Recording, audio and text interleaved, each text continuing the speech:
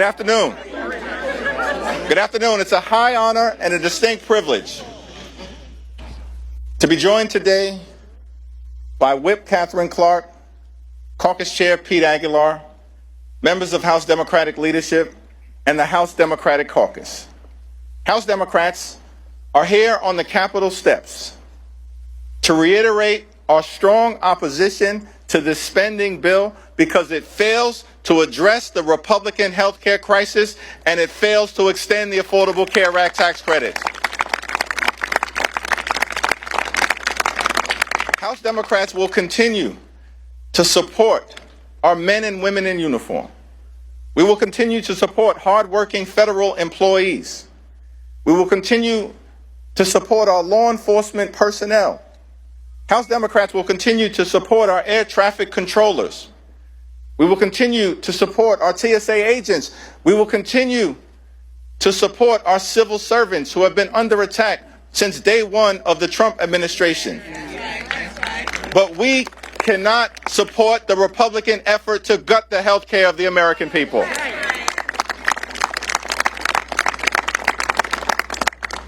Today, House Democrats will introduce legislation to extend the Affordable Care Act tax credits for 3 years to make sure that tens of millions of Americans don't experience dramatically increased premiums, co-pays, and deductibles. We believe that working class Americans, middle class Americans, and everyday Americans deserve the same level of certainty that Republicans always provide to the wealthy, the well-off, and the well-connected. The same level of certainty. And so we're calling upon our Republican colleagues to join us and extend the Affordable Care Act tax credits. And we will be working hard today, tomorrow, and throughout the balance of this year to make sure that those Affordable Care Act tax credits are extended. Now, Republicans control the House, the Senate, and the presidency. They own the mess that has been created in the United States of America. They own it. In a few hours, we will convene on the House floor. And our message to the American people is no matter what happens on the floor later on today, our promise to you remains the same. House Democrats will continue to fight to make your life more affordable. House Democrats will continue the fight to address the Republican health care crisis, and House Democrats will fight to extend the Affordable Care Act tax credits. This fight is not over. We're just getting started. We're just getting started. Now, among the many outrageous things that has been said during the Trump Republican shutdown or done during the Trump Republican shutdown, the longest shutdown in American history, is that Donald Trump made the stunning claim that in his mind, he holds two titles, that he has two positions. Donald Trump says that he's both the president and the Speaker of the House. That's what Donald Trump said in the midst of him shutting down the government. And what we've seen from compliant, sycophantic Republicans, corrupt House Republicans, is they continue to go along to get along. They don't function like a separate and co-equal branch of government. From the very beginning of this presidency and all the way through this Trump shutdown, Republicans in the House have continued to act like a wholly owned subsidiary of the corrupt Trump cartel. That may be the House Republican position. For damn sure, it ain't the House Democratic position. Because we know, and what we say to the American people is that we don't work for Donald Trump. We don't work for J.D. Vance. We don't work for your billionaire donors. We work for the American people. And that's what this fight by House Democrats, joined by our colleagues on the other side of the Capitol, has been all about. We work for the American people. As we stand on the Capitol steps, ready to continue this battle on the House floor, a battle that we waged week after week after week, and that will continue regardless of the outcome. We say to the American people that we know you deserve better. You deserve much better than the chaos, the cruelty, and the corruption that you've seen.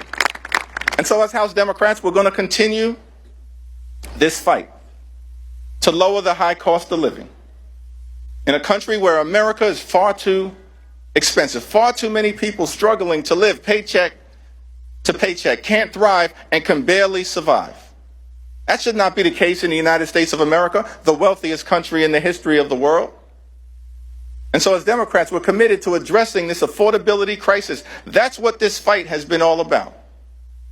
And we'll continue to work hard to lower the high cost of living.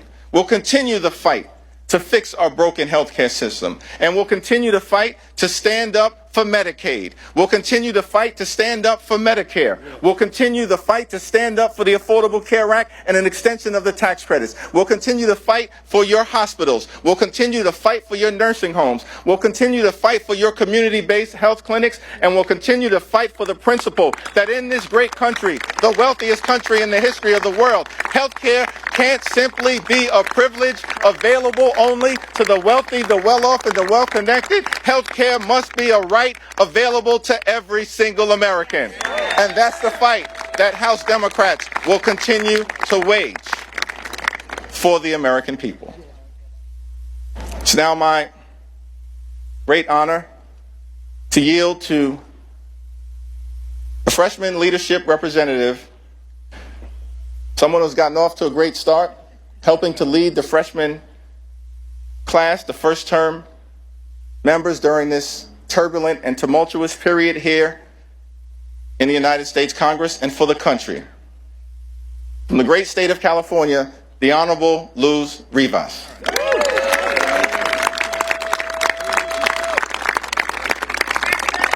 Thank you, Leader Jeffries, Whip Clark, and Chair Aguilar for your leadership.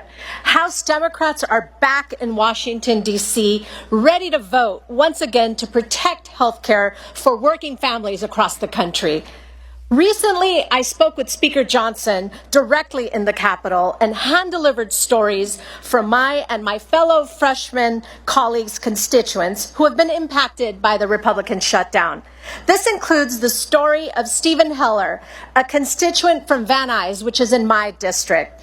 Stephen and his wife are independent contractors who have to pay for their own health insurance. Because Republicans let the ACA tax credits expire, Stephen and his wife are facing a monthly health care premium increase of $1,000 per month in 2026. This will bring their monthly total to nearly $2,100 per month and nearly $25,000 for the year, just in health insurance. That is, in Stephen's own words, a terrible financial blow and an enormous financial burden. Constituents across the country like Stephen and his wife cannot afford Republicans' deal. I will vote no and continue to fight with House Democrats to protect the ACA subsidies that Stephen and millions of Americans rely on. House Democrats will continue our fight to protect health care, lower the cost of living, and keep the American dream attainable for all. Thank you. And next, I'd like to introduce my amazing colleague from Michigan, Congresswoman McDonald-Rivet.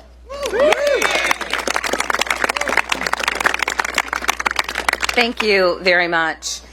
I come from mid-Michigan, the part of the country where workers actually invented the American dream, to work hard enough to pay your bills, put a little bit away, and take your kids on vacation every once in a while. But the dream is further and further out of reach. In my district, 70% of our jobs pay less than $60,000 a year. So this healthcare crisis that Republicans have created, $1 trillion in Medicaid cuts and gutting the ACA in order to pay for the tax break for the ultra wealthy, is making things so much harder. So let me give you an example. A couple in my district, they actually go to my church. called and told me they're in their 60s and they rely on the ACA tax credits to pay their insurance premiums. But now, because the Republicans have failed to extend these credits, their insurance premiums are going to jump by $11,000 next year. An impossible sum for people on the edge of retirement.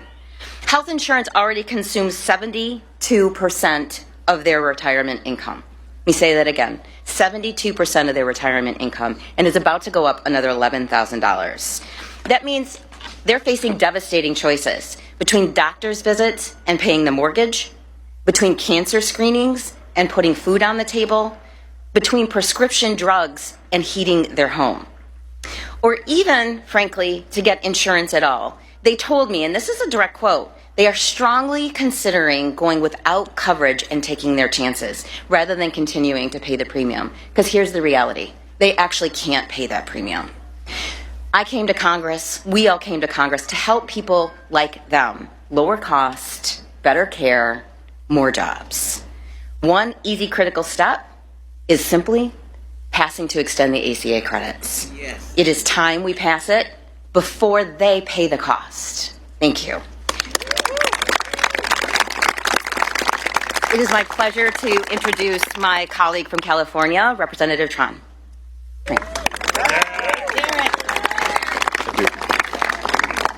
Good afternoon. I am Congressman Derek Tran, and I proudly represent Orange and LA counties in California's 45th district. Today I want to share the story of Peter and Esther. Peter and Esther are retired and living in Orange County, California. They're on a limited income, and their health insurance costs are overwhelming. They pay over $18,000 every year just in health care premiums. And next year, their costs are going up to over $21,000. When you're retired and living on a fixed income, that kind of cost increase can be devastating. Peter has been trying to get his wife Esther on Medicaid so she can get the care she deserves without going bankrupt. But he keeps hitting roadblocks. The red tape, long lines, and staffing shortages preventing Esther from even being considered for Medicaid coverage is harmful to our country. And instead of joining us to fix this crisis, the Republican majority has demanded more cuts, causing more pain and suffering for the American people. I am here today for people like Peter and Esther. They deserve better than this. Every American deserves better than this. While we're fighting for health care, Republicans are fighting for tax cuts for the billionaires. I'll keep fighting to make sure people like Peter and Esther can afford the care that they deserve. And I hope our colleagues on the other side of the aisle will join us. Thank you so much. It is with great privilege that I introduce and yield time to Congresswoman Sarah McBride from the great state of Delaware. Thank you so much, Representative. Thank you so much, Leader Jeffries, Whip Clark, and Chair Aguilar for bringing us together today. We stand here today, 42 days into a government shutdown and 54 days since the House last met, because Republicans have presented the American people with a false choice between reopening government and addressing this healthcare crisis. There is simply no reason why we can't do both. The only thing that has been standing in our way is Republican cruelty. That's right. Yeah. Republicans have played a game of chicken with food assistance, travel safety, and federal paychecks, all because they will stop at nothing to cut your health care. The only thing that congressional Republicans are more loyal to than Donald Trump is to cutting the health care of the American people. Yes. Let's be clear. This healthcare crisis is a choice by congressional Republicans and Donald Trump, who have inserted a $1 trillion bomb into the American healthcare system.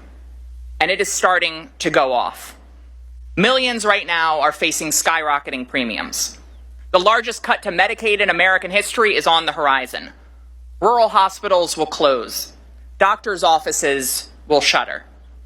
Donald Trump loves to own things and slap his name on them. Well, he now owns the American healthcare system. It is Trump care.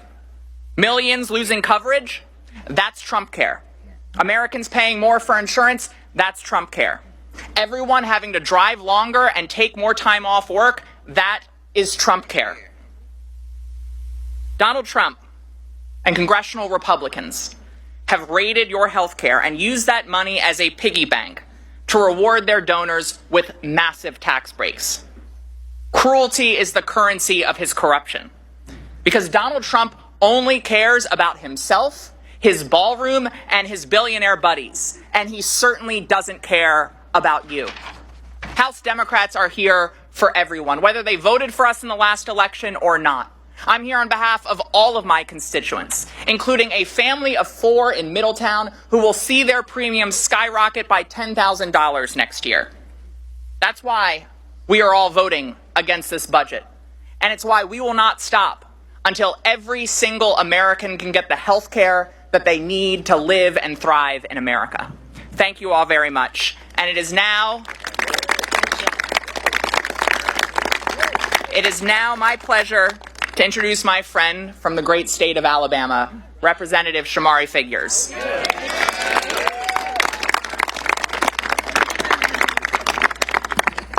Thank you. House Democrats just spent the better part of the last 40-plus days fighting to keep health care affordable for millions of Americans, while our House Republican colleagues were on a taxpayer-funded vacation. During this shutdown, the realities hit home for a lot of people. Mothers had to worry about how they would take care of their children, their babies, without WIC. Families stood in pantry lines. Families are still standing in food pantry lines. In the month of November, the month of Thanksgiving, because SNAP benefits were expired, and this administration chose to use them as pawns in this game. Capitol police officers, members of the military, my staff, all of our staff, and millions of other federal workers had to deal with the uncertainty and the stresses of missing paychecks. And for what in the end? What were Republicans willing to give in the end? Nothing more than a handshake deal to take a future vote on extending the health care subsidies, when we all know that that future vote is the equivalent of asking 2 wolves and a chicken to vote on what's for dinner. It is dead on arrival. It is dead on arrival. Now, I can speak to you as someone from a different perspective. A lot of us represent districts where we can talk about what could happen or what may happen. Let me tell you about what my district looks like in the state of Alabama. And it doesn't look too dissimilar from my fellow colleague from Alabama, Congresswoman Terry Sewell's district. I got about 50,000 people in my district who are slated to see their health care premiums on average nearly double. And this is in a district where the individual median income is just north of $32,000. I have 13 counties in my district. 10 of them either do not have a hospital because it has recently closed, or their hospital is on literal life support and they have to go to a county commission or a city council every single month to make payroll. And the largest hospital in Montgomery, Alabama, the state's capital, is in the midst of a bankruptcy and also facing risk of closure. And this all in a state that has the 3rd lowest life expectancy in the United States of America. So healthcare for us is not a talking point. Healthcare for us is, protecting healthcare for us is a requisite. It's a requirement. It's something we have to do. And if you ask us if the shutdown was worth it, I say, hell yes, it was worth it. Because fighting to maintain health care for American people, there's nothing more pure than that. There's no more important role that we have here as members of Congress than to ensure the health care of the American people. That's right. And so while the failure of Republicans to do anything to protect health care is truly disappointing, I want the world to know that my Democratic colleagues here in the House, they can ride with me in any battle I face in my life. They stood with us under the leadership of Hakeem Jeffries to make sure that we kept this front and center. And I look forward to remaining committed to this fight for all of Alabama and for all of America. And with that, turn it back over to our leader, future Speaker Jeffries.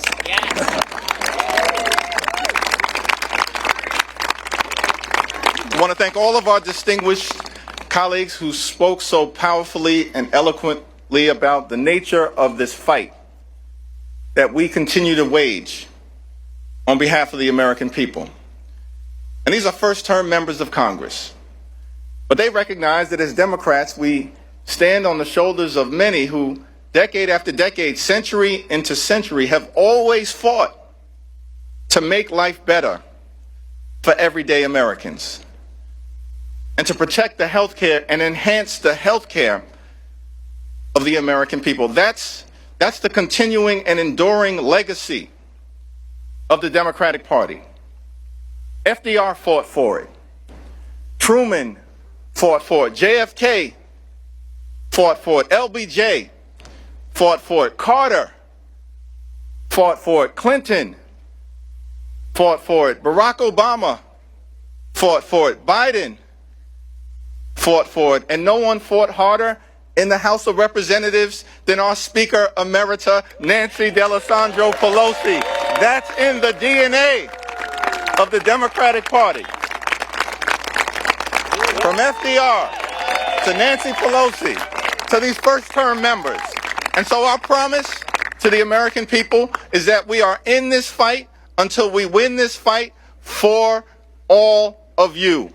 Cancel the cuts, lower the costs, save health care. God bless you. God bless the United States of America.